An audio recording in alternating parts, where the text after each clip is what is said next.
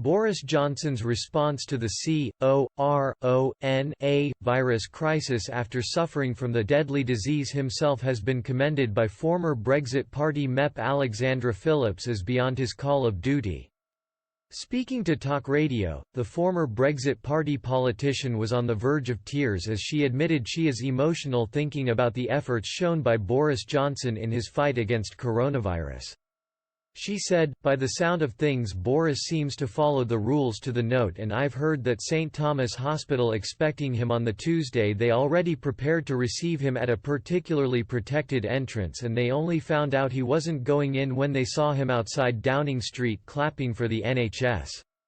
This is a man, actually, whatever you think of him politically, I actually think he's gone above and beyond the call of duty. It makes me quite emotional to think that he essentially ended up in intensive care because he carried on. I think he has so far behaved commendably as an individual, regardless of what people might think of policies or the execution of strategies. And I'm very relieved to hear that he is out of hospital." Boris Johnson continued his recovery from COVID-19 at Chequers in Buckinghamshire after doctors ordered the Prime Minister to rest.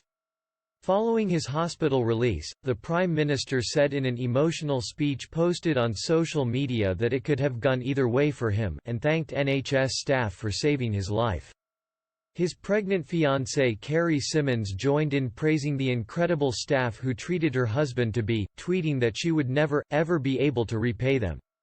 Mr. Johnson called the NHS unconquerable after seeing firsthand how it was dealing with the pandemic and heralded the personal courage of everyone from He added, "We will win because our NHS is the beating heart of this country. It is the best of this country. It is unconquerable. It is powered by love." A review of lockdown measures will take place later this week after the hospital coronavirus death toll rose above 10,000. Ministers have said they want to be sure the UK is past the peak of the outbreak before easing the restrictions, but 10 members of the cabinet are reportedly urging lockdown conditions to be eased amid concerns about the impact on the economy. The Times quoted an unnamed minister as saying it was important not to do more damage, and measures could be eased after another 3 weeks.